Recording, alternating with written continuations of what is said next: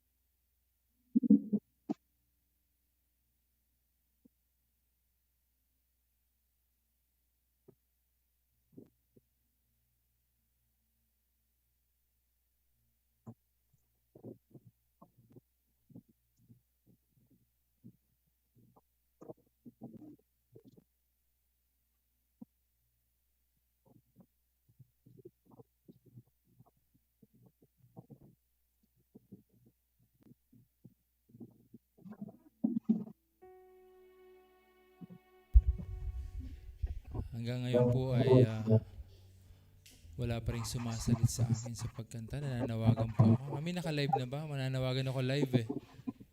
Hindi pa ba? Live na, live mo na din. Si-share ko lang.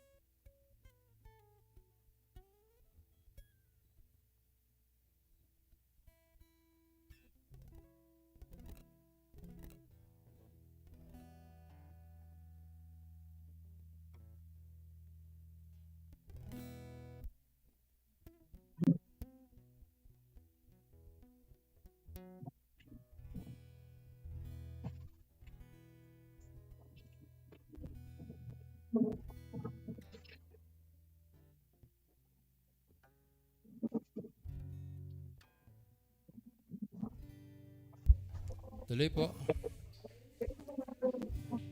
Oo, oo na. Oh, lipat na naman.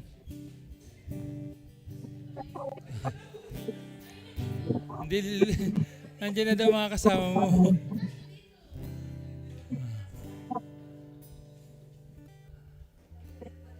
Tagilid pa din. Sige. Ship mo na yung ano.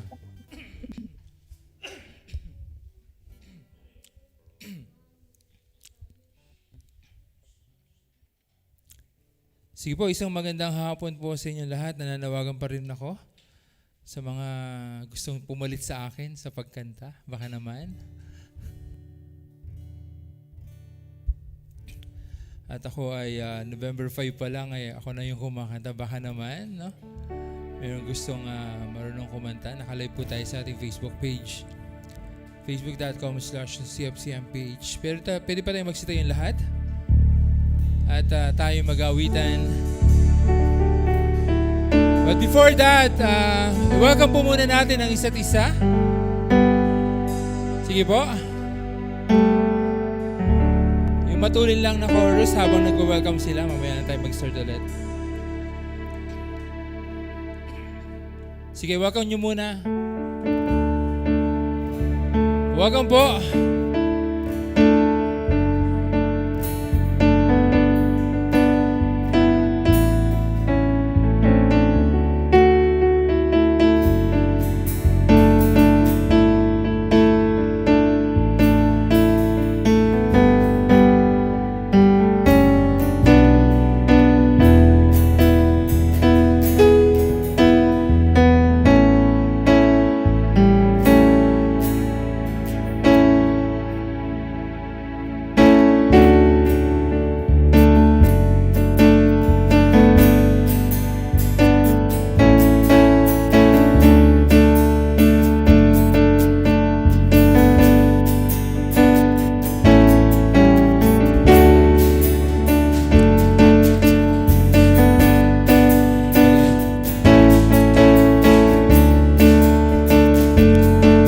Tayo muna po ay manalangin. Panginoon, maraming salamat sa iyo, Diyos, sa hapon na ito. Samahan niyo po kami upang makapagpuri sa iyo, Panginoon. Samahan mo kami upang maitaas ka namin, Panginoon, sa hapon na ito. Pagpalaan niyo po ang lahat ng iyong mga anak na kasama po namin, Panginoon, sa hapon na ito, Diyos. Muli, maraming salamat.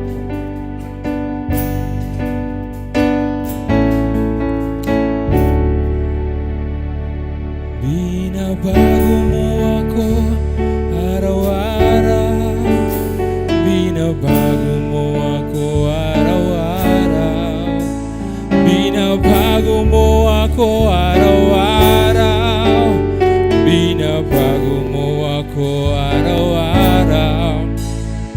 Ngayon, bukas at kailanman, ang pag-ibig mo ay laging sapat. Binabago mo ako araw-araw. Binabago mo ako araw-araw. Binabago mo ako araw-araw. Binabago mo ako araw-araw. Ngayon, bukas at kailanman, ang pag-ibig mo ay laging sapat. Minsan pa binabago mo ako araw. Binabago mo ako araw-araw. Binabago mo ako araw-araw. Binabago mo ako araw-araw. Noon, bukas, kailanman, ang pag-ibig mo, bridge, ay laging sapat. Ang pag-ibig ng Diyos ay laging sariwa. Sa bawat umaga na kay ganda. Kaya't dapat na ang buhay ko sa umaga ay laging bago. Binabago mo ako araw-araw. binabago mo ako araw-araw. Binabago mo ako araw-araw. Binabago mo ako araw-araw. Ngayon, bukas at kailanman, ang pag-ibig mo ay laging sapat. Minsan pa ang pag-ibig ng Diyos, ang pag-ibig ng Diyos ay laging sariwa. Bawat umaga na kay ganda, at dapat na ang buhay ko sa umaga ay laging bago. Binabago mo ako araw-araw. Binabago mo ako araw-araw. Binabago mo ako araw-araw. Binabago mo ako araw-araw. Ngayon, bukas at kailanman, ang pag-ibig mo ay laging sapat. Come on, palakpakan natin ang ating Panginoon.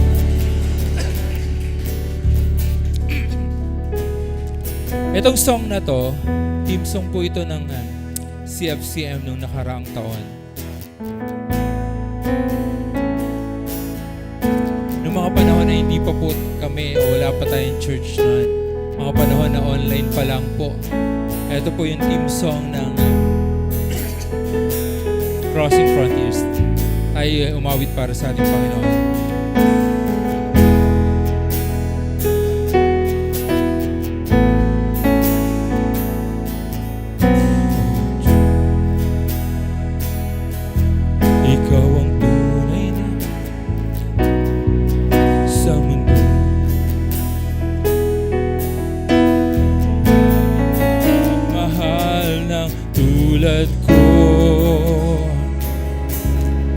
Ginawa mong lahat, pag-ibig mo ay tapat at wagas. Minsan,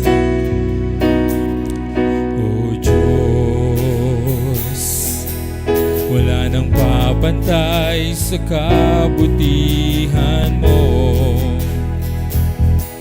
Ang ngalan mo'y itataas sa buhay ko. Sundin ang loob mo, iparinig ang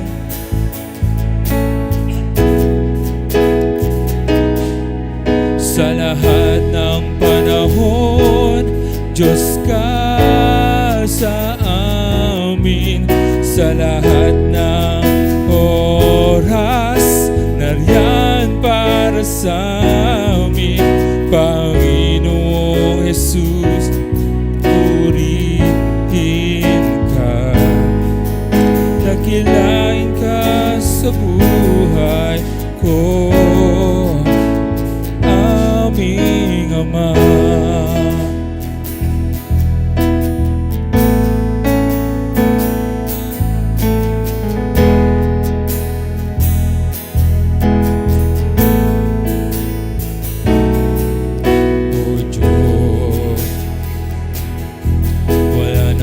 Pantay sa kabutihan mo, ang ngalan mo'y tataas sa buhay ko. Sundin ang loob mo, iparinig ang nais mo. Come on church, let's sing. Sa lahat ng panahon, Diyos ka sa amin, sa lahat ng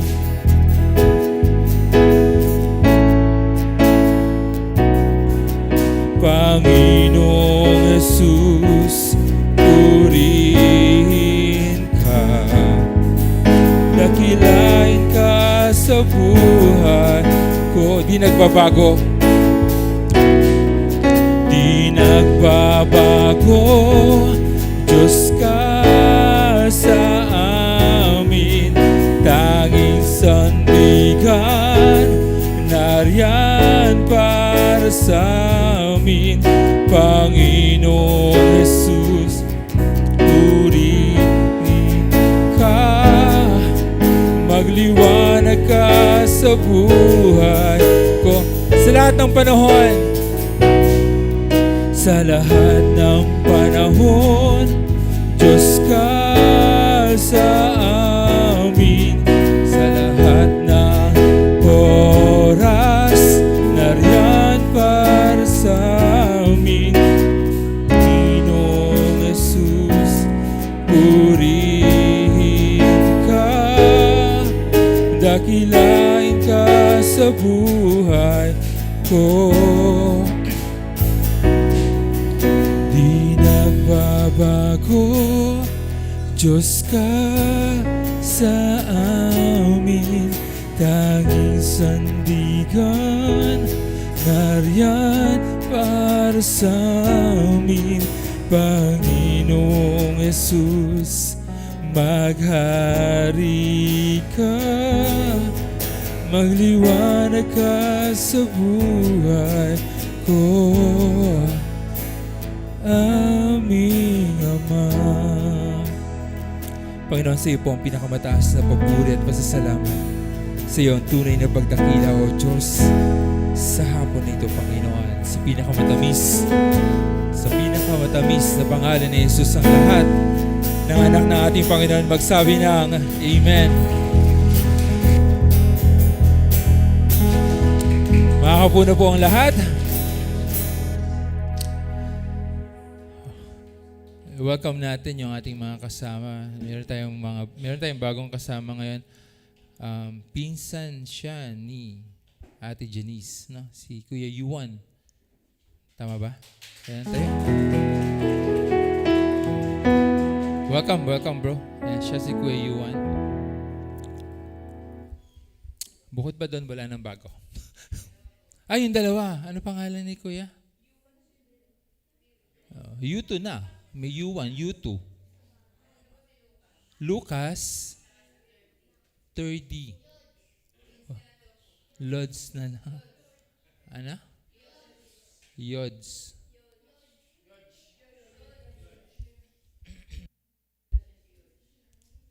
Yodge. Napahirapan niyo ako sa pangalan niyo.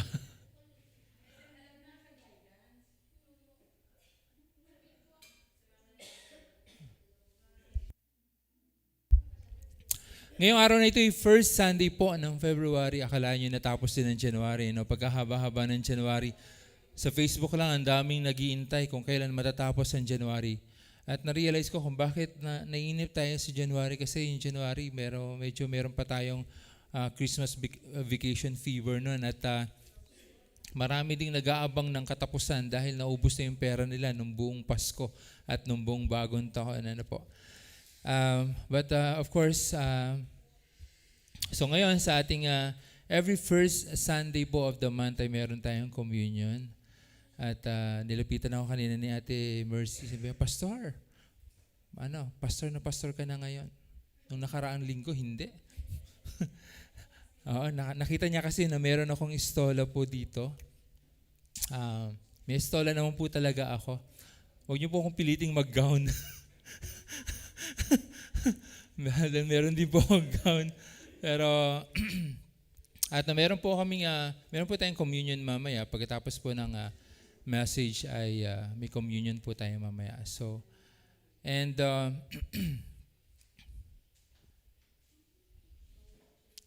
so again, sa February 11 po yung ating family day, no? I hope ay makasama namin kayo. Siguro po starting mamaya, mami, no, makuha natin yung listahan ng family nung pupunta para malaman natin kung ano yung ihahanda natin pagkain, kasi baka mamaya tsaka yung pag-arkila ng table, kasi per family per table po. So mamaya po ay iikot po ang aking asawa para malaman kung ilan kayo sa pamilya. Ano? At kung kayo po ba ay pipirma sa People Initiative. Biro lang po, biro lang po yun. Di po ako nagpapapirma doon. Okay, sige po. Para po makadiretso na tayo, pwede po pa tayong magsita yung lahat. At basahin natin yung ating pagbubulay-bulayan ngayong araw na ito. Again, sabay-sabay po tayo. Aklat ng mga Hebreo, Kabanatang 2, Talatang 18. At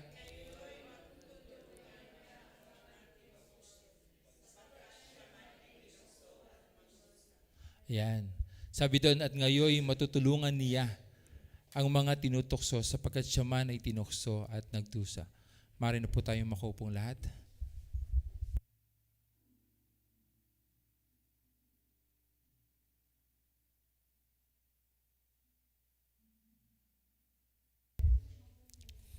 Ang title ng message natin for today ay Compassionate Christ. No? Alam niyo po, kung medyo nag-o-observe lang po kayo, yung message po ng CFCM every Sunday, wala po yung pattern. Hindi po siya katulad ng mga, like sa Katoliko, may tinatawag na lectionary yan, yung pagbasa kada linggo. Pero po, sa CFCM, ang aking pong flow ay depende dun sa kung paano ko nakikita na ma-develop yung pananampalataya ng bawat isa. Nung nakaraang Sunday, kung natatandaan nyo pa, ano ang title ng ating message last Sunday?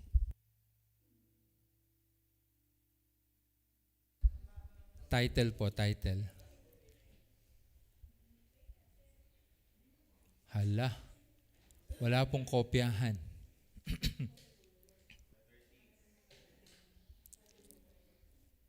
Hala. Hala.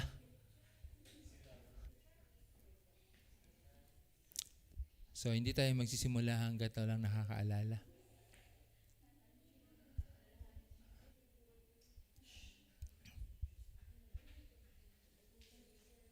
Ang natatanda lang yata ni Ate Jennifer, yung pagiging Ang title ng message natin last Sunday ay Transformation.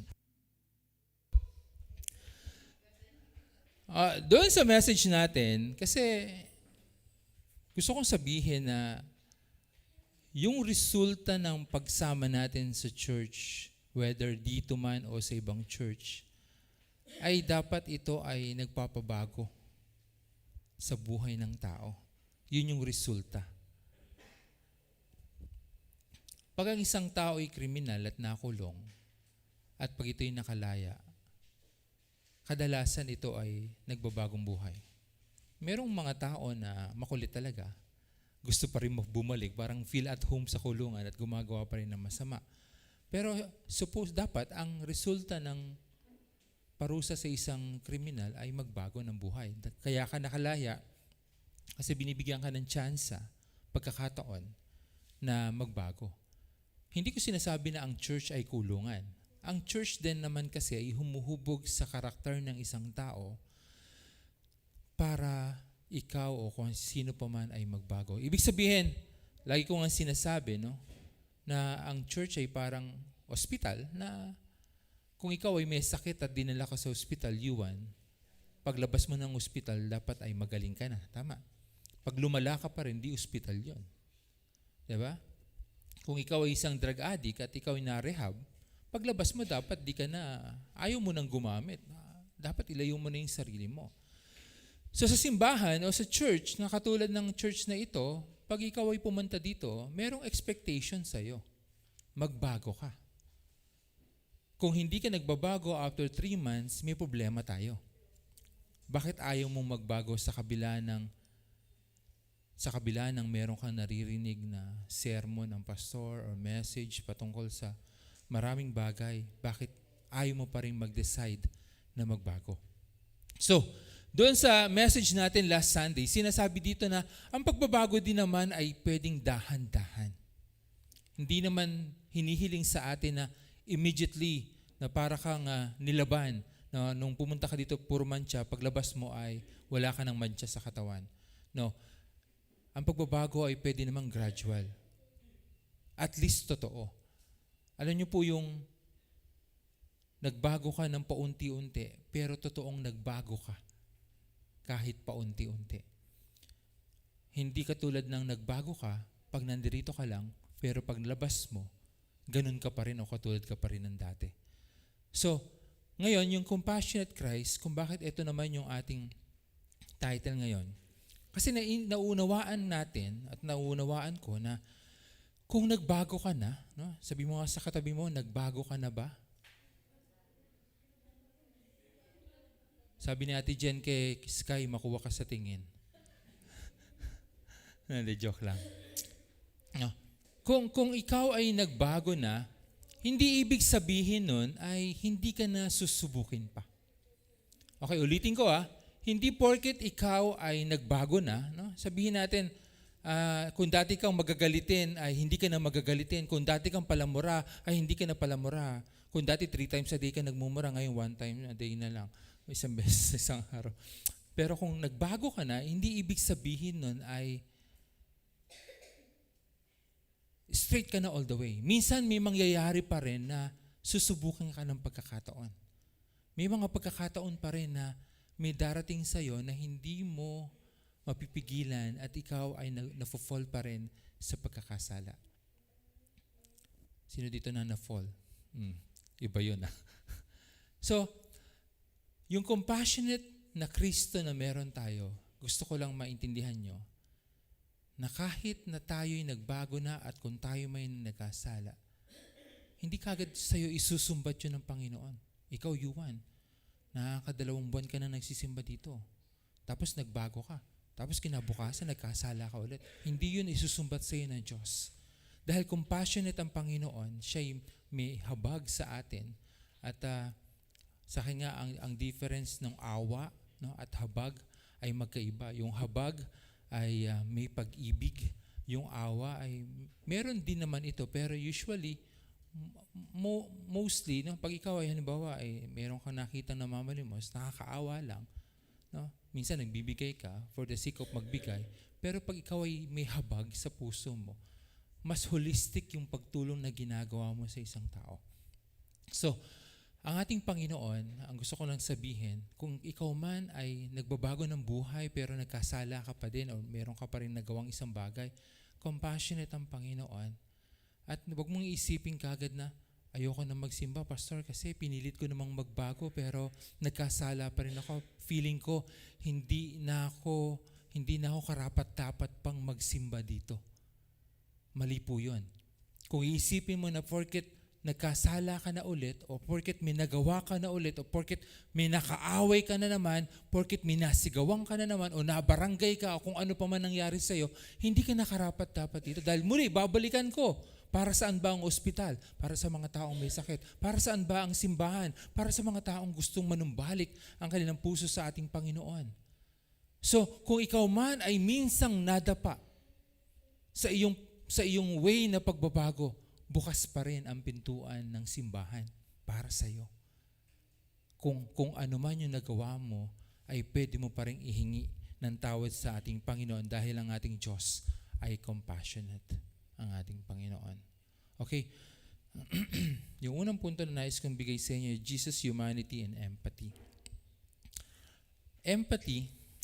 Empathy means understand and share the feelings of another. Pag ikaw ay merong empathy, no? Parang meron kang pinaguhugutan na minsan mo nang naramdaman o na-experience before. Halimbawa, meron ka isang kaibigan na nagkaroon ng problema. Naranasan mo na rin yun. Pag kinausap mo siya, alam mo kung ano yung dapat niyang marinig. Alam mo yung dapat niyang sabihin. Kasi minsan mo nang naramdaman yun. Minsan mo nang na-experience yun. Pag may mga tao akong nabalitaan na naglayas, pag nilapitan ko, alam ko kung ano yung dapat kong sabihin sa kanya. Kasi minsan na rin akong naglayas. Totoo po yan. No? Kung meron akong nakita na lasinggero na gusto nang magbago, alam ko kung ano yung dapat kong sabihin sa kanya. Dahil minsan na rin akong naglasing. Meron akong paghuhugutan ayon sa aking naranasan na maaari kong sabihin dun sa isang tao na nakagawa noon. Yun po yung empathy. Mauunawaan mo siya. So, tayo ngayon bilang mga tao ay nasinusubok. Okay, hindi porket nagbabagong buhay ka na, hindi ka na susubukin pa. Hindi porket ikaw ay nasa bisig na ng Panginoon, hindi ka na niya susubukin. Pero yung advantage na meron tayo, kung meron kang Diyos sa buhay mo ay nandoroon kung ikaw ay may Panginoon. Again, kung ikaw ay may Diyos, may advantage ka. Alam mo yung advantage? Alam mo yung advantage? Sky, sa volleyball, pagka ang laban ay 3 out of 5 sets, at nakadalawa ka na, advantage ka na. Isa na lang ay maaari ka nang mag-champion. Diba? So, yan ang advantage natin. Kung ikaw ay nasa Panginoon, no, at ikaw ay sinusubok, advantage mo na ikaw ay nasa Panginoon. Dahil alam din naman din natin na may mga tao na sinusubok pero wala sila sa Panginoon. Tama, mali? Tama. May mga tao na totally hindi nila nare-recognize ang kapangyarihan ng Diyos. Totally hindi nila kilala ang Panginoon o maaaring naniniwala sila na merong Diyos pero hindi sila nananampalataya sa Panginoon. Sila yung mga tinatanong mo na, naniniwala ka bang may Diyos? Opo. Pero ano ang ginagawa mo para mapatunayan mo na naniniwala ka sa Diyos? Tumatawag ka ba sa Kanya? Binabasa mo ba ang Kanyang mga salita? Pumupunta ka ba sa simbahan para purihin siya? Dahil kung ikaw ay naniniwalang may Diyos, nakikita dapat sa iyo yung mga bagay para patunayan na ikaw ay naniniwala sa Diyos. Hindi pwede na sinasabi mo lang na ikaw ay naniniwala sa Diyos dahil yan ang kwento ng nanay ko.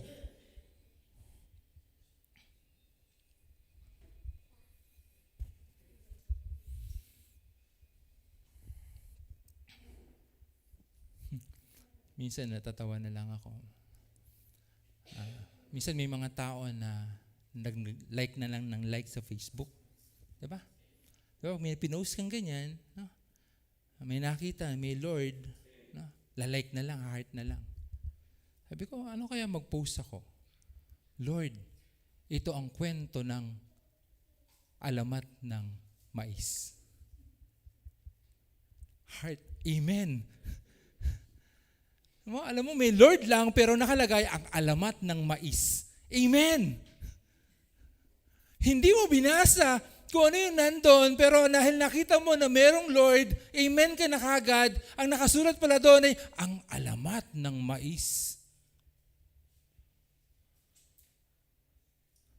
Pero kung ikaw ay naniniwalang may Diyos, pag binasa mo to, ano to? Lord, ang alamat ng mais? Mag-i-amen ka ba? Hindi. Kasi alam mo at kilala mo ang ating Panginoon dahil meron kang ginagawa para mapatunayan na naniniwala ka sa Diyos. Nananalangin ka. Sino ang nananalangin dito?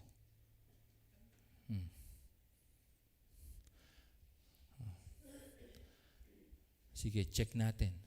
Ang panalangin nyo ba ay, Diyos ko, kayo na po ang bahala sa amin? Itaas ang kamay ng ganun ang panalangin.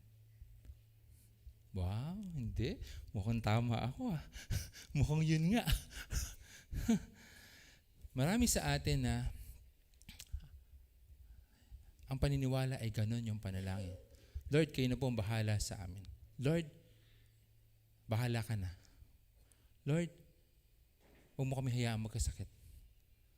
Alam mo yung parang nagre-request ka lang ng kanta sa 97.1 Barangay LS. No? Pero kung tunay kang nananalangin, hindi ganun yan. merong tinatawag na communication or tunay na pakikipag-usap. Janice, nagka-boyfriend ka na? Ilan? De, joke lang. Di ba? Pag may boyfriend ka at nag-uusap kayo, minsan puyatan. Alas 10 ng gabi, alas 3 na ng madaling araw, hindi pa tapos. Ang pinag-uusapan lang naman ay ang alamat ng santol.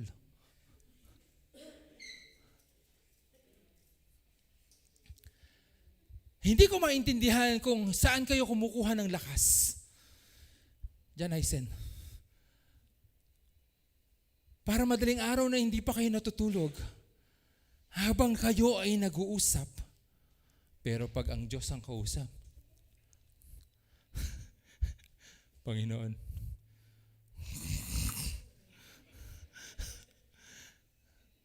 Amen. Minsan alam niyo po, nalulungkot ako personally. Parang ako po nahihirapan minsan tanggapin. Minsan napagkwentuhan natin to dun sa life circle natin nung last Sunday. Parang napakahirap mag-invite ng tao na pumunta sa simbahan kaysa magyaya ng inuman. Diba? Kung dito ngayon, naka-live ako, sa lahat ng nanonood sa amin, tara, toma tayo.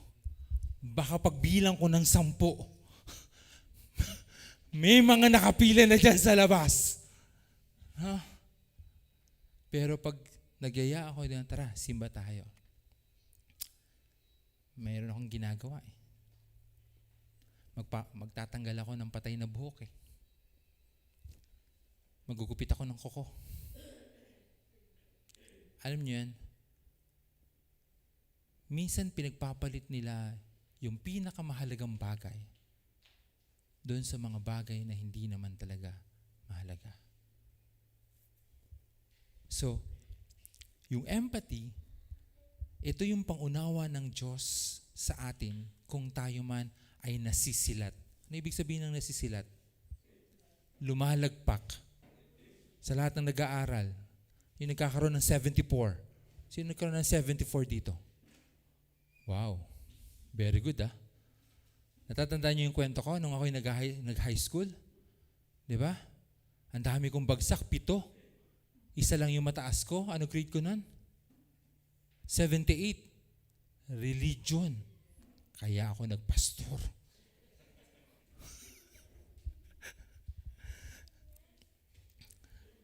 So, kung tayo man ay nasisilat, naunawaan ng Panginoon yan. Dahil hindi nasilat ang Panginoon. Dahil minsan sinubok ang Diyos. Okay, so yan yung definition ng empathy. Pangalawa, yung humanity. The word humanity is came from Latin humanitas, for human nature or kindness. Gusto ko lang sabihin dito mga kapatid, ang Panginoon ay hindi lamang nakakaunawa ng lahat ng pinagdadaanan natin. Ang Panginoon din ay kaisa natin at siya ay mabuti. So kung tayo man ay nasisilat, hindi ka kagad niya susumbatan. Janice, nung nilagnat ka ng 42, pinagaling kita. Tapos ngayon, hindi ka magsisimba. Hindi ka niya susumbatan. Ang sasabihin niya sa iyo ng Panginoon, ihintayin pa rin kita. Maraming mga tao na nagkakasala pa rin magpahanggang sa ngayon pero hindi pa rin sila kinukuha. Kayo minsan, di ba, kayo galit na kayo sa kapitbahay nyo. Ang gusto nyo ipanalang, Panginoon, kunin mo na yung kapitbahay ko. Sasabihin sa iyo ng Panginoon, hindi pa. Dahil naghihintay pa rin ang Diyos na magbago sila. Dahil again, kung umpisahan para kuhanin ka ng Panginoon, mamayang alas 4, ay yung mga nagawa mong pagkakasala, wala na tayo dito ngayon. Tama? Dahil kahit ako man ay hindi ako perpekto. Pero habang binibigyan tayo ng buhay ng Diyos, binibigyan pa rin niya tayo ng pag-asa. Dahil ang Diyos ay namuhay na kasama din natin nung siya ay ipinanganak sa mundong ito. Tama? Nakasama natin ang ating Panginoon. Alam niya kung ganong karupok ang mga tao na makakita lang ng gwapo, na-fall ka agad. Tawa ka ng tawa, Sky. Nakaka-relate ka? Diba? Pag minsan pinamili ang tao, saan ka pupunta? Magsisimba ka ba sa Crossing Frontiers Christian Ministries? O pupunta ka sa handaan kung saan unlimited ang pagkain?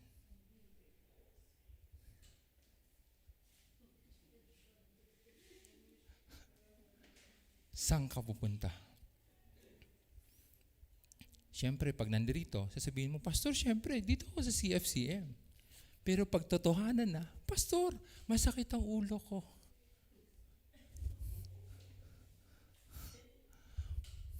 Minsan lang to eh. Pastor, binyag ng pamangking ko. Ang daming handa. Giniling na morkon.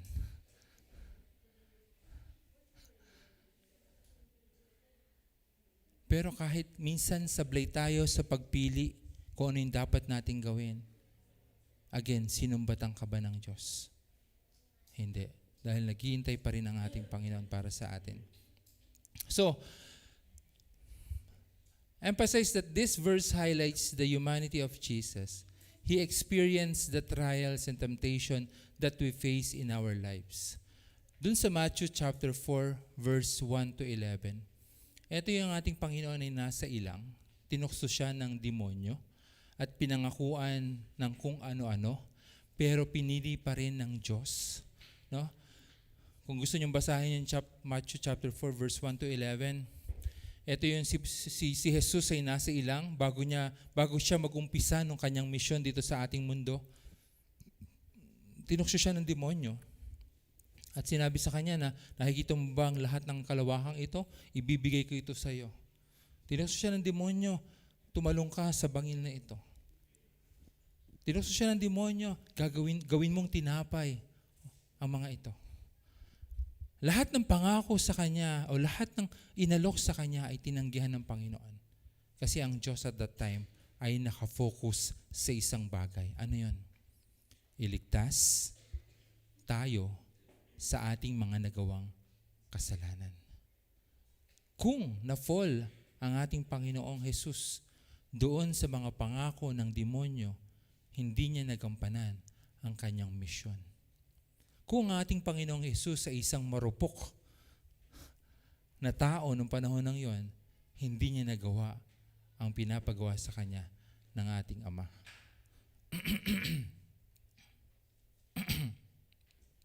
So, this aspect of Jesus' nature allows Him to empathize with our struggles on a personal level. Dahil siya man, 40 days and 40 nights noong mga panahon na yon, hindi siya kumakain. Hindi siya kumakain, hindi siya natutulog, siya'y nananalangin. Meron din siyang personal struggles noong mga panahon na yon, pero hindi pa rin siya na-fall sa lahat ng mga pangako ng demonyo.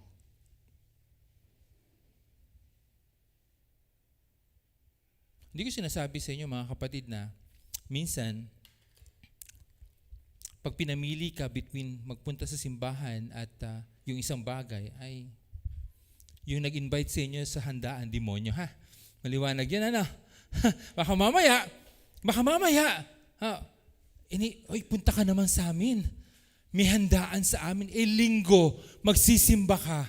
Ako, sabi ni Pastor, wag daw akong papaano sa demonyo. Sabihin mo, demonyo ka! Layuan mo ako, demonyo ka. Magsisimba ako. Wag ka na. Huwag niyo tawagin kagad demonyo. Ha? Ang sinasabi ko lang ay maging tama tayo sa pagpili, ha? Na piliin pa rin natin yung mabuti at tama. Okay? Hindi porket na yung nag-invite sa inyo, nakasabay ng oras ng CFCM, tatawagin nyo na kagad demonyo, ha? Hindi yun ang sinasabi ko, ha? Demonyo ka, sabi ni Pastor Owen. Demonyo ka. Wag ka na, naliliwanag ko lang. Baka mamaya kasi may mag-imbita sa inyo. Sabi ni Pastor Owen, dapat daw piliin kong magsimba. Itong demonyong ito. Okay, hindi ganun. piliin pa rin natin yung tama. Si Jesus ang tinukso ng demonyo dun sa Matthew chapter 4. Pero tayo, sa mundo natin, tinutokso pa rin tayo. Huwag ka nang magpunta dyan. Meron pa namang sa susunod na linggo. Huwag ka nang magsimba muna ngayon. Sa susunod na linggo, mag-practice ka na lang ng volleyball. No? Tara. Oh, okay na yan. Magaling. Mabait ka na naman siguro. Daming beses mo na nagsimba dyan. Huwag ka na magsimba dyan. Tara. Kain tayo. Samji. Diba? Tapos magagalit ka. Sasabihin mo, demonyo ka! Hindi. Alam mo sa puso mo kung ano yung tama. Alam mo sa puso mo kung ano yung dapat mong piliin. Mga kapatid, hindi naman hinihingi sa atin ng Diyos na mula Lunes hanggang Linggo, nandirito tayo, nagpupuri sa Kanya. Although, syempre sa bahay nyo, dapat nandun pa rin yung everyday na ikaw ay nagpupuri sa Kanya. Pero yung pagsisimba natin, pagpunta natin dito ng Sunday, hindi naman tayo nire-require ng Panginoon na Lunes hanggang Linggo ay nandirito tayo magkakasama. Minsan lang sa isang linggo o isa-isang linggo o every Sunday tayo na dapat nga kahit na hindi kayo sabihan, alam mo sa puso mo na Sunday ngayon, dapat magsimba ako. Kasi mula Lunes hanggang Sabado, naging tapat sa iyo ang Diyos. Pag nakarating ka ng linggo, magpasalamat ka. Dahil mula Lunes hanggang Sabado, hindi ka nagutom. Mukhang hindi ka naman gutom, di ba? Mukha namang nakakain naman tayo ng 3 beses maghapon o sobra pa. Tama, mali? Yung iba dyan, napamakdo pa. Di ba? Di ba? Ibig sabihin, ang pagpapala ng Diyos sa atin ay dumadaan. Nagpo-flow sa atin. At marapat lamang na tuwing araw ng linggo, tayo'y umalala sa Kanya at magbigay ng pagpupuri at pasasalamat. Yun lang po yung gusto kong sabihin sa atin sa araw na ito.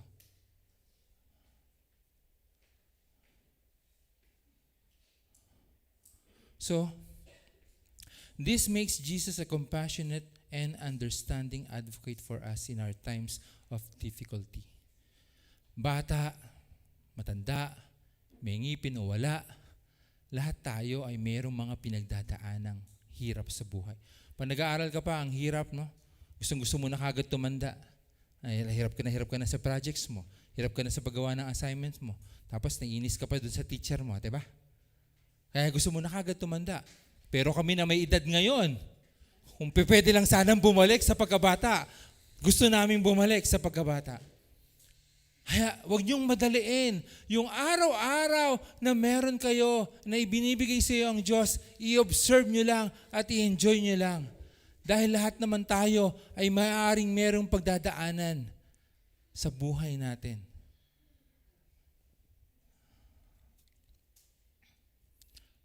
Compassionate feelings are showing sympathy and concern for others. So bilang ang Diyos ay compassionate, no? At siya ay concern sa atin lahat. Hindi mabubuti rin na tayo na mga anak ng Panginoon, meron ka rin compassionate sa iba o concern for others. Ano yung concern? Pag nakikita mo yung classmate mo ay mukhang tagilid, mukhang walang magandang kinabukasan, maging concern ka sa kanya. Baka naman pwede mong sabihan na, Tol, sis, mukhang tagilid tayo. Baka kailangan mo ng tulong. Willing akong tumulong sa'yo. Or naman, baka naman kasi na gusto mo lang na ikaw lang yung honor, kaya wala kang pakialam sa kanya. O gusto mo lang ikaw yung mabuti, kaya wala kang pakialam sa iba. Pag compassionate tayo mga kapatid, pag nakakita ka ng isang tao na nangangailangan ng tulong, or isang tao na nakikita mo na kailangan niya ng kausap, subukan mong kausapin. baka meron kang magagawa sa Kanya. Pastor, paano naman yung nakikita ko sa labas na wala namang kausap pero nagsasalita mag-isa? Ingat po kayo. Meron talagang minsan ganun. Nakita ka na ba sa labas? Mag-isa lang pero nagsasalita mag-isa. May binanggit pang pangalan to. Okay. Pangalawa, the significance of Jesus' testing. Again, Jesus' experience with temptation is crucial aspect of His mission on earth. Again, bago magsimula yung mission ng ating Panginoon sa mundong ito, Siya ay sinubok. Kaya sa sinubok ng kaaway o ng demonyo para hindi matupad yung dakilang mithiin ng Ama na mailigtas tayo sa ating mga nagawang pagkakamali. Gusto ko lang liwanagin. Again, hindi pumunta si Jesus sa mundong ito para mapako lang sa krus. Meron siyang misyon kung bakit siya ipinako sa krus. At bago siya magsimula dun sa kanyang misyon, siya ay sinubok. Tayo hindi naman din lahat, meron din naman tayong misyon sa buhay.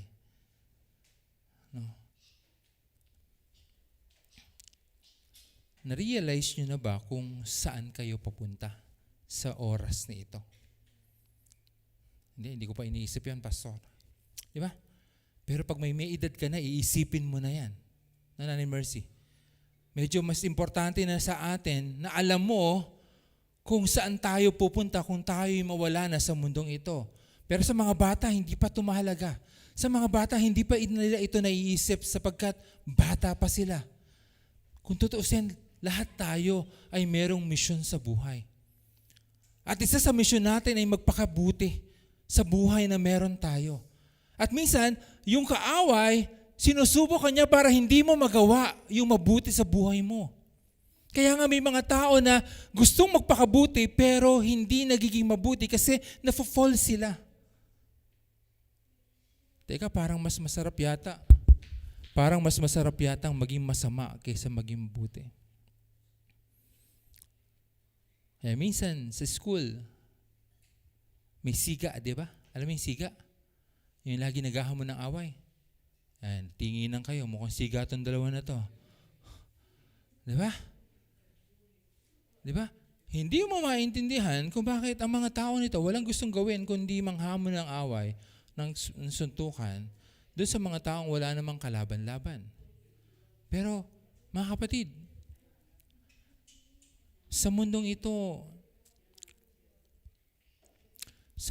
mahalaga na isa sa mission mo sa buhay ay maging mabuting tao, maging mabuting bata, maging mabuting anak, maging mabuting magulang, maging mabuting ina, maging mabuting asawa. At kung tayo man ay sinusubok upang hindi maging mabuti, kailangan mo ang ating Panginoon na tulungan ka upang maging mabuti kung sinusubok ka na upang hindi maging mabuti.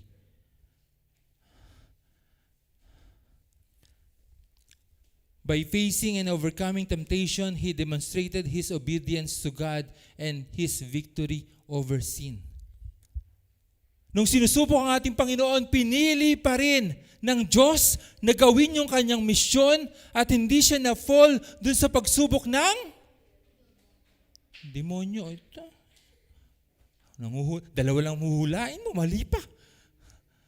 Sino pumatay kay Lapu-Lapu? Ikaw. Ba't daw siya nadamay dyan? No?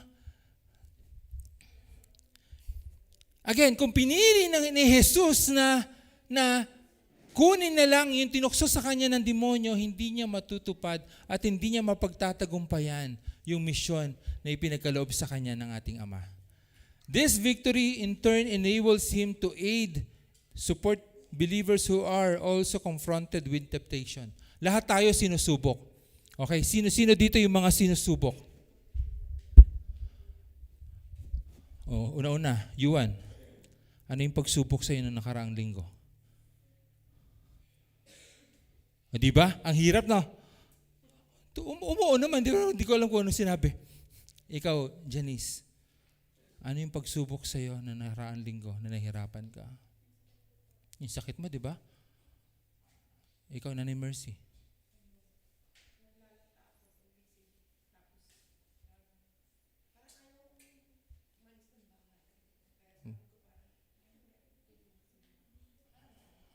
Okay, parang pinipigilan ka.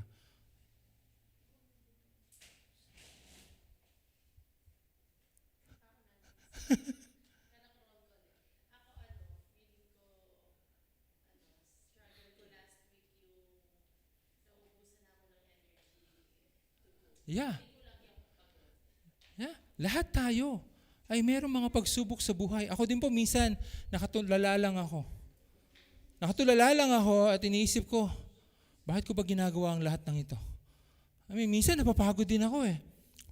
Biro niyo po, may trabaho kami ni Mrs. sa umaga. Tapos sa gabi nagbabantay ako. Dahil may trabaho pa din ako sa gabi. Kaya ako sinasabi nagbabantay ako. Binibilang ko yung kahol ng aso sa labas ng bahay namin. Hindi, kasi gising nga talaga ako. Tapos, pag Sunday, nandirito ako. Kailangan ko mag-prepare ng maraming bagay. Minsan, iniisip ko rin. Minsan may naririnig akong boses na, tigil mo na kasi yan. Tama na. Kung pagod ka na, tama na. Diba? Pero ganun talaga eh. Sino nakakita ng post ko dito kaninang umaga? Yung violet na post. Sa araw-araw, meron kang naririnig na mga boses sa paligid mo. Huwag ka nang magsimba, huwag ka nang umalis ng bahay, tamaring ka na lang, huwag ka nang pumasok dyan, huwag ka nang magtrabaho, huwag ka nang pumunta sa church. Ang lahat ng ito, minsan maririnig mo. At kung masyadong malakas yung mga boses na yon na pinipigilan ka na gawin yung pinakatama sa buhay mo, hindi mo tuloy naririnig yung boses ng Diyos. Ano yung boses ng Diyos? Kahit nahihirapan ka, nandito lang ako. Kahit pagod ka, nandito lang ako. Kahit nawala na akong mic. Hello. Ayan. Yung boses ng Diyos, kung minsan hindi mo siya nadidinig, kasi mas nangingibabaw sa'yo yung boses ng iba. Huwag ka nang magsimba. Huwag ka nang tumayo, matulog ka na lang. Pagod ka, stay ka na lang. Di naman magagalit si Pastor Owen kung hindi ka magsisimba. Akala nyo lang yun.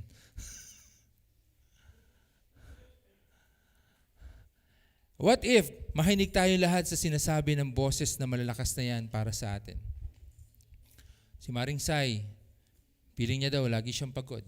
Sabi, pagod ako, pare, pagod ako, hindi ako magsimba. Sabi ni Ate Mercy, nalalata ako, ayoko na magsimba, Pastor. Makinig si Kuya Steve, layo-layo ng church mo, galing ka pang Valenzuela, huwag ka nang pumunta. Makinig din ako saan. Punta ka pa ng punta doon. Napapagod ka naman, tigil mo na. Ano mangyayari sa atin? Meron ka bang na-attain? May nakuha ka ba? Nakita mo ba yung ending? O gumalaw ka ba dun sa pinapupunta sa iyo ng Diyos? Wala. Wala kang makakamit sa buhay mo kung titigil ka na lang. Kung masama kang tao pero magpapatuloy ka pa rin na magsimba at magbago ng buhay, makikita mo unti-unti may nagbabago din sa buhay mo. Kahit sabihin pa natin na palamura ka pa rin magpahanggang sa ngayon, kung patuloy ka pa rin na magsisimba, nakikita mo na unti-unti na nagbabago ka.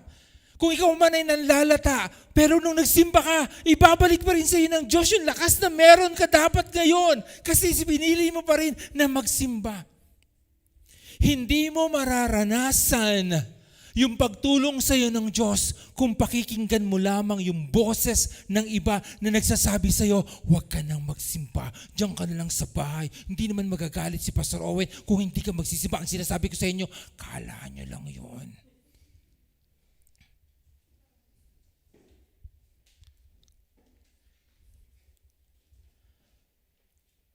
Kung pakikinggan nyo lang yung boses na yon, hindi nyo makikita ang pagtulong ng Diyos sa mga panahon na nahihirapan ka.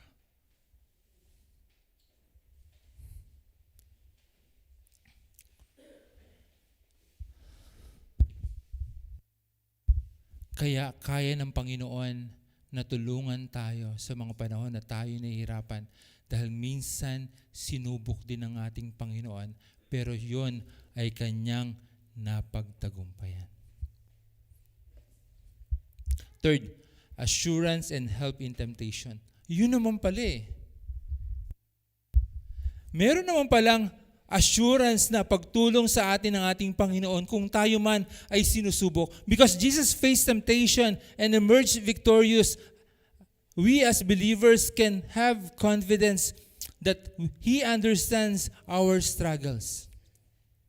So naunawaan ng ating Panginoon yung mga pagsubok na meron tayo.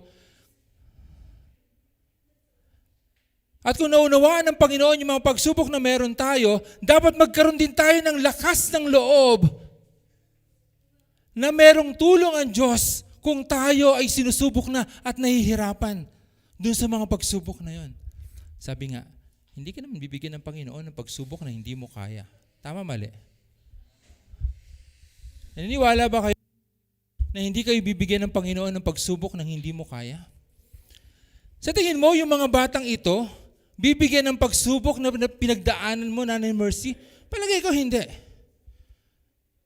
Sa tingin mo, ang mga batang ito, halimbawa si Sky, bibigyan ka ng pagsubok na magpaaral ng 3 lalaki? Na ang pangalan ni Michael Owen, Issey Miyake at John Eisen?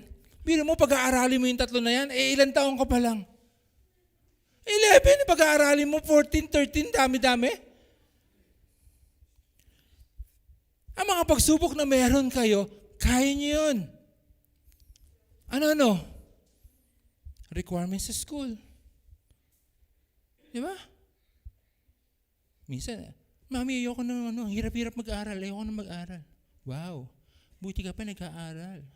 May mga taong hindi nag-aaral at walang kakayanang mag-aral. Pero ikaw, pinag-aaral ka ng magulang mo, ayaw mo mag-aral. Ano ka? Gusto mo tumaya lang sa loto? Tapos ipatawag ka ng Senado dahil nanalo ka kahit hindi ka naman tumataya.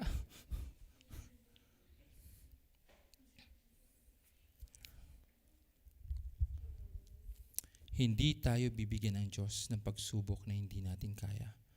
At kung ikaw ay nahihirapan na sa pagsubok na alam naman ng Diyos na kaya mo, nandun ang kamay ng Diyos upang tulungan ka. Ulitin ko. Hindi ka bibigyan ng Diyos ng pagsubok na hindi mo kaya.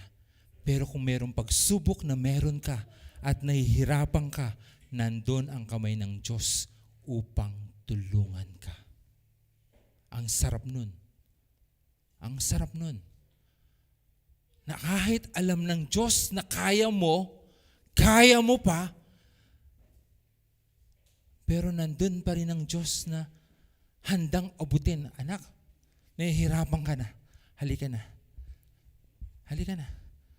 Tutulungan na kita. Kasi ganun ang pag-ibig ng Diyos para sa atin.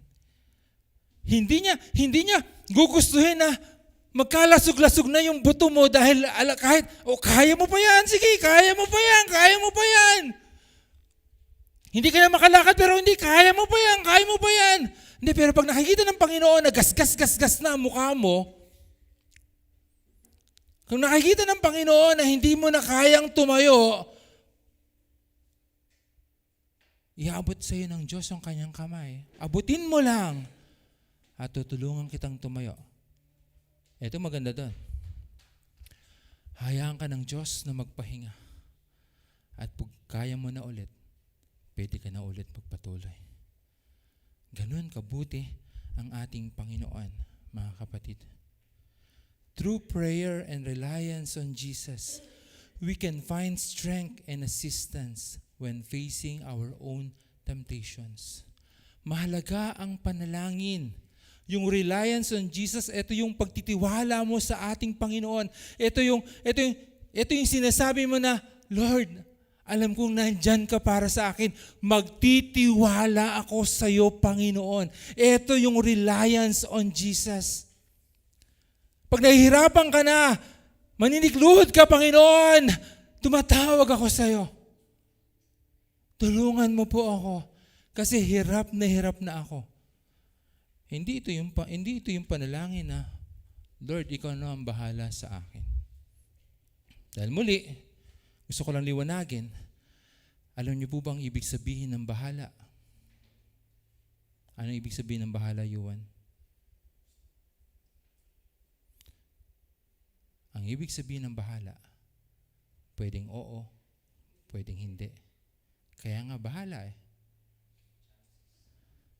Pero when you say reliance on Jesus, nandun ang paniniwala, nandun ang pananampalataya, nandun ang pagtitiwala na anuman ang nangyayari sa iyo, Lord, alam ko, tutulungan mo ako.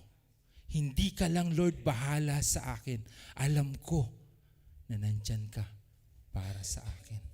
Sa mga panahon na sinusubok ka, sa mga panahon na tila hindi mo na kaya at gusto mo nang sumuko, ikaw ay magre-rely na lang sa Panginoon na siya ang kikilos sa buhay mo.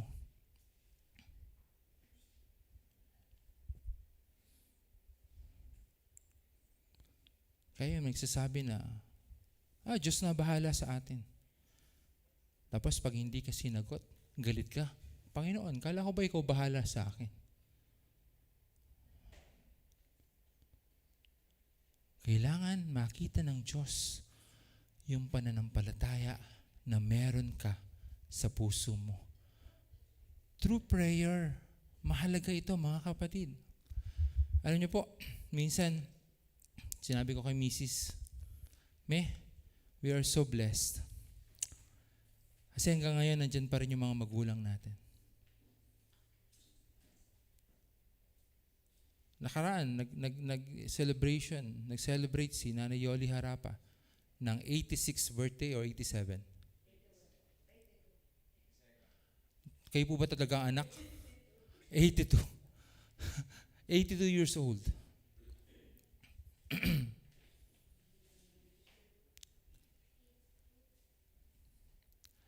Alam niyo po, every night, dito na po ako magtatapos. Every night, o kada gabi sa panalangin ko, lagi kong ipinapanalangin na palawigin pa ang buhay ng aming mga magulang. Alam mo yung palawigin? Extend. Pahabain pa. Dahil ang sarap na nandyan pa yung mga magulang.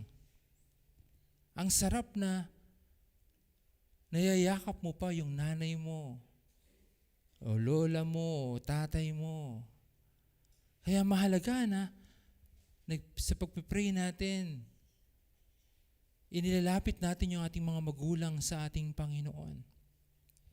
Because when you do that, nagre-rely tayo sa Diyos na minsan pa, every day, extend pa yung buhay ng ating mga magulang para sa atin. Alam niyo po ba kung ano na age ko? Kaka-18 ko lang.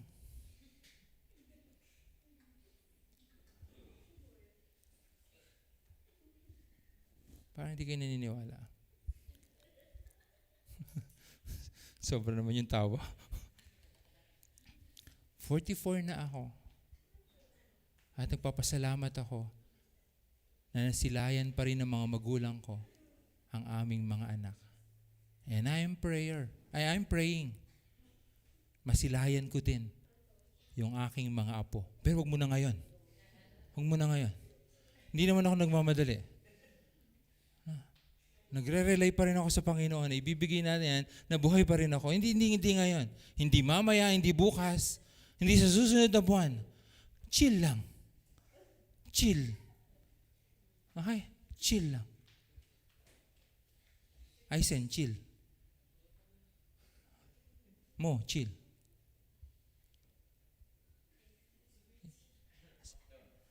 Makdo.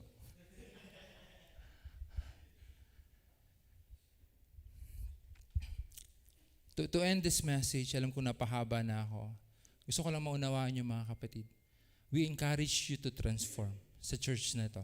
In-encourage namin kayo na magbago ng buhay. Kahit mukhang mabait kang tao. Mabait ka ba talaga? They're very good. Magpakabait ka pa lalo.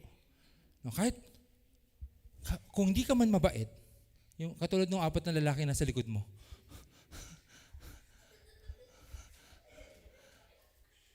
Kung yung mga 4 na lalaki na yan na hindi mabait sa mga oras na ito, ini-encourage ko kayo na magsimba pa rin dito para bumait kayo. Kasi we encourage you to transform. Ngayon, kung halimbawa may makakita dito sa naka-stripe na to, sa eskwelahan ni Sky, nakita ni Sky, nakipagsuntukan to, huwag mo naman sasabihin, Sky, na nagsisimba ka pa man din, nakikipagsuntukan ka. Hindi. Gusto ko sabihin sa Sky, compassionate ang ating Panginoon. Kung nakita mo siya makipagsuntukan, tulungan mo. Hindi, awatin mo. Awatin mo. Awatin mo. Awatin mo at sabihin mo sa kanya na mas masarap may kaibigan kaysa merong kaaway. Amen? Palakpakan natin ang ating Panginoon.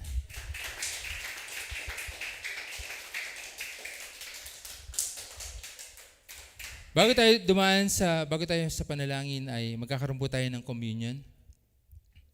Sige po.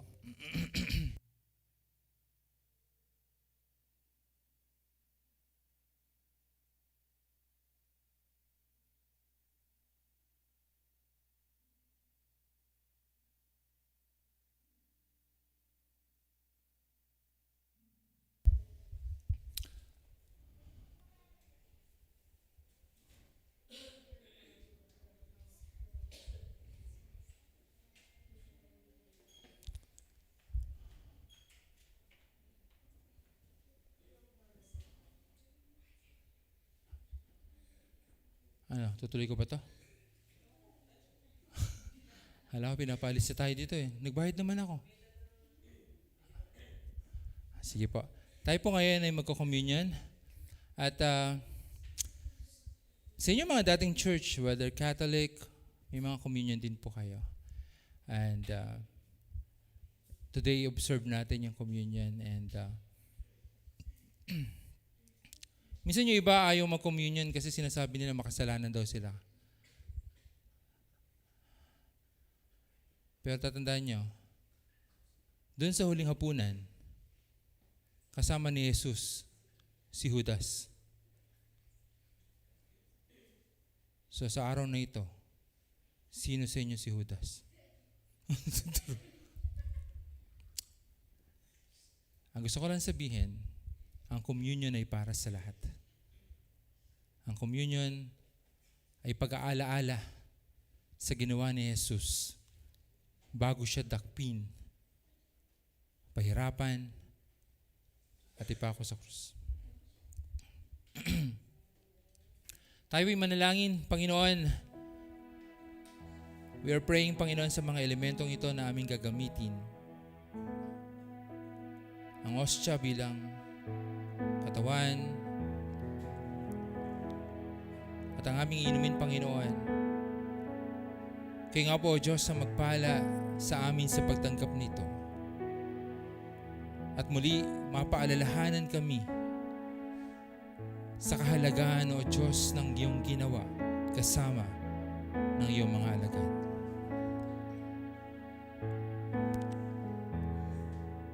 Habang si Jesus kasama ang kanyang mga alagad, hindi alam ng mga alagad ng ating Panginoon na yun na ang huling pagkakataon na makakasama nila si Jesus. Hindi nila alam yun.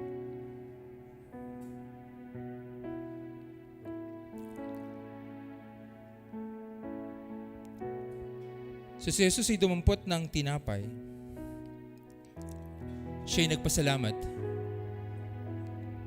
Pinaghati-hati niya yon. Inabot sa kanyang mga alagad at sinabi, tanggapin ninyo lahat ito at kanin.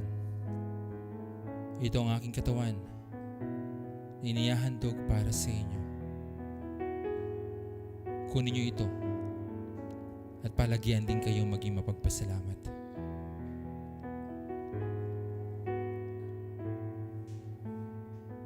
Pagkatapos ng hapunan, nawakan niya ang kalis.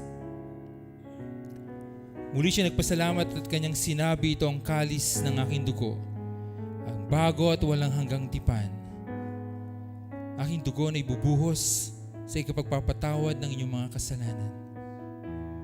Kunin niyo ito't inumin at palagyan kayong maging mapagpasalamat.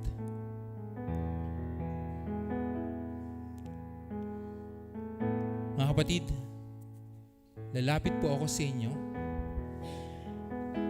para kayo po mismo yung kumuha. Pero huwag niyo muna pong kakainin at iinumin. Sabay-sabay po tayo sa paggawa nito. Maliwanag po, sabay-sabay po.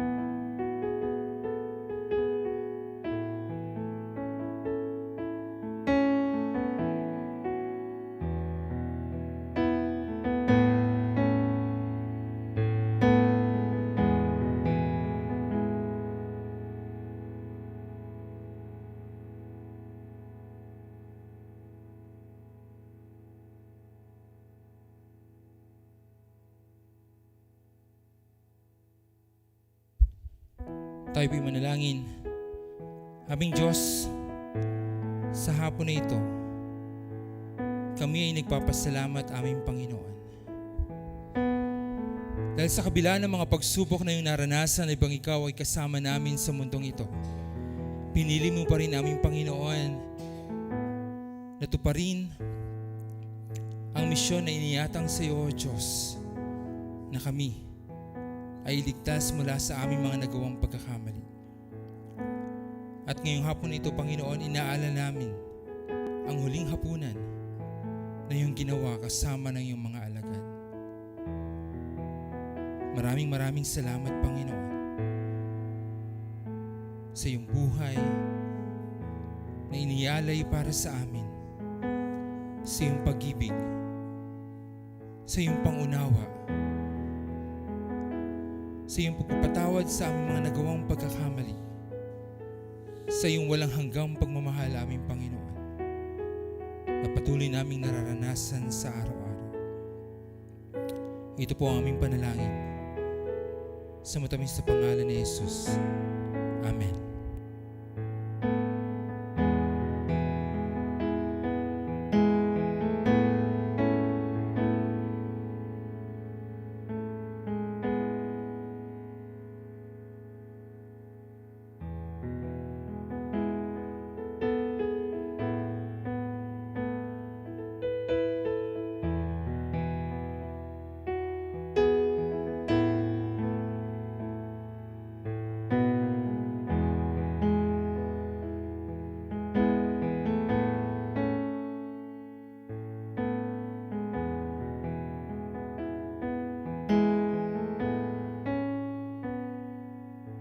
Tayo magsitayo at tayo manalangin, mga kapatid.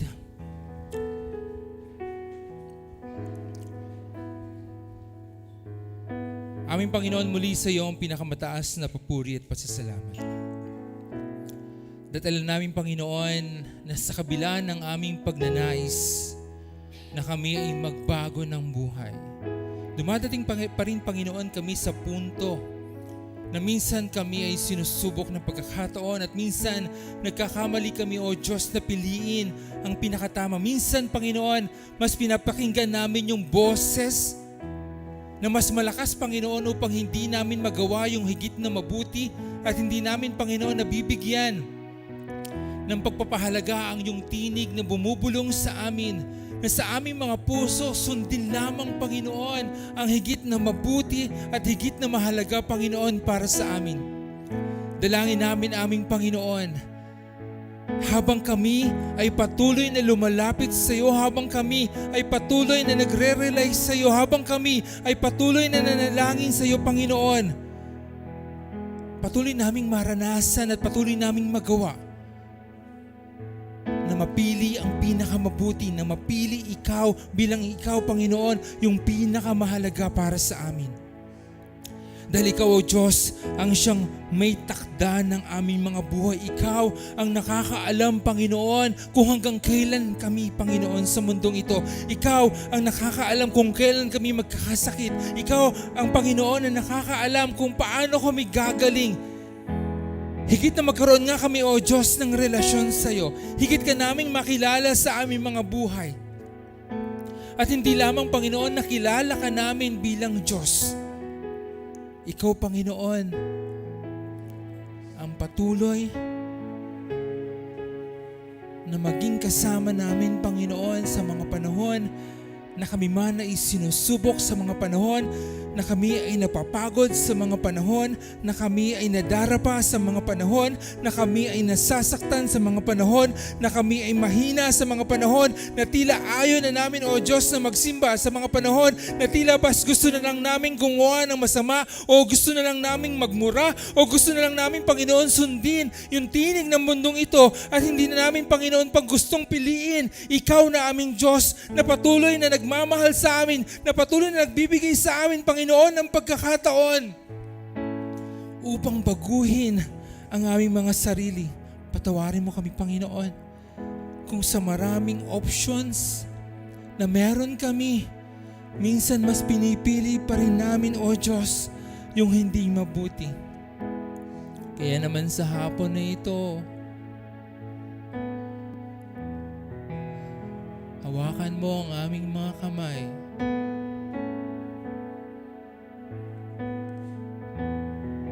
Pakinggan ang tibok ng aming mga puso.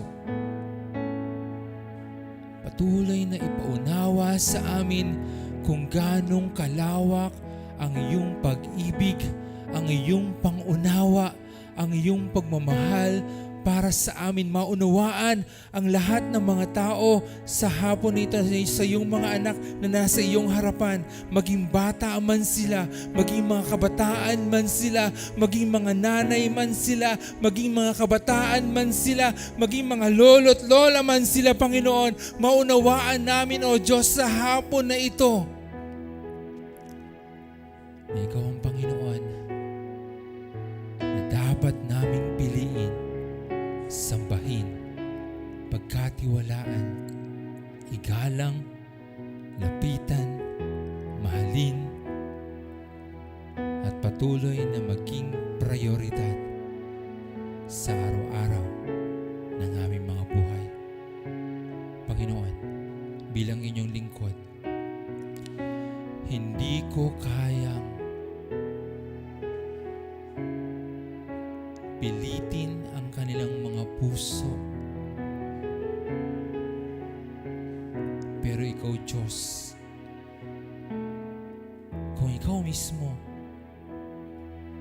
ang kakausap sa kanila, naniniwala ako, Panginoon,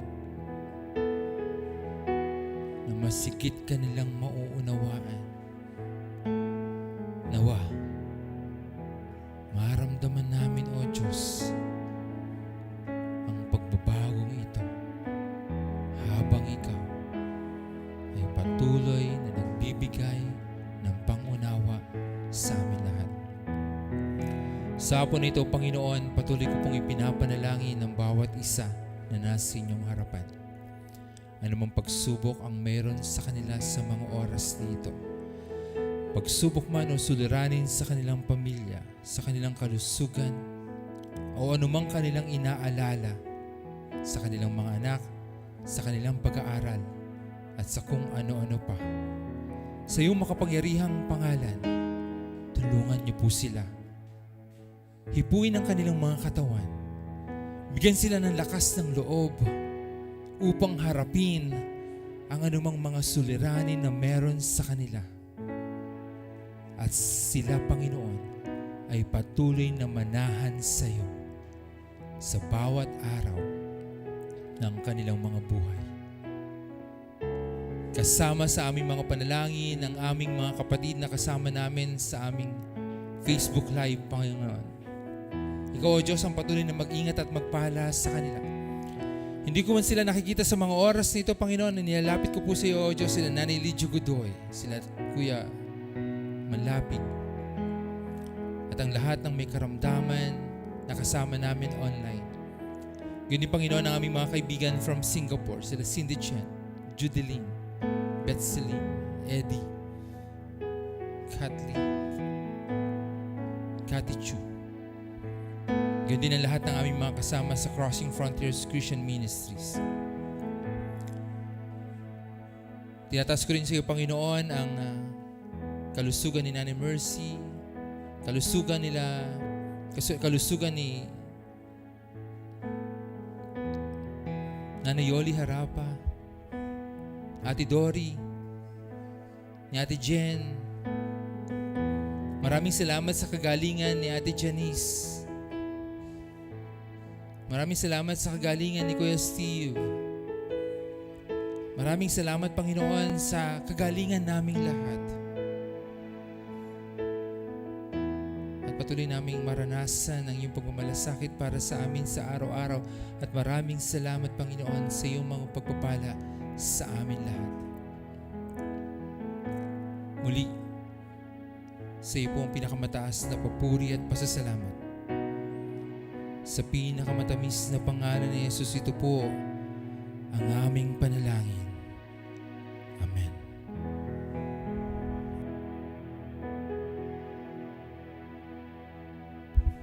Makaupo na po ang lahat. At ngayon po ay nasa panahon tayo ng paghahandog sa ating Panginoon.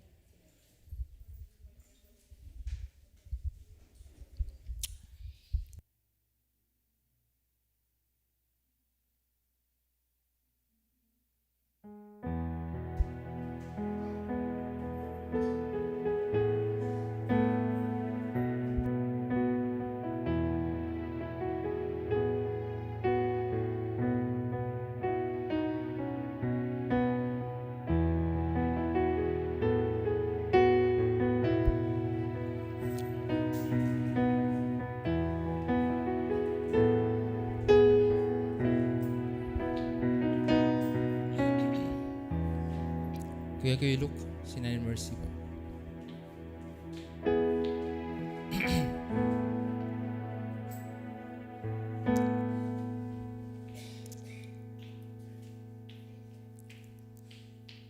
Tayo magsitayo lahat.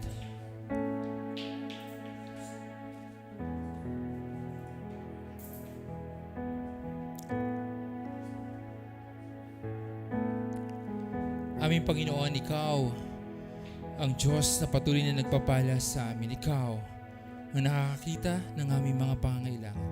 At sa hapon na ito, kami po ay nagpapasalamat sa iyong walang hanggang pagpapala sa amin. Ikaw din po, O Diyos, ang magpala sa iyong mga anak na nagkaloob at maging sa iyong mga anak na mayroong kakulangan sa kanilang pamilya.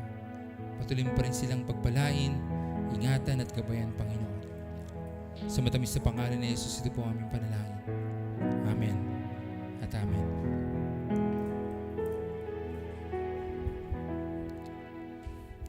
At ngayon tanggapin natin ang pagpapala ng ating Panginoon. Ang ating Diyos ang siyang may dahilan kung bakit tayo may buhay. Ang ating Diyos ang nagduduktong at patuloy na nagpapala sa atin sa araw-araw. Matuto tayong magpasalamat sa mga pagpapala na ating tinatanggap.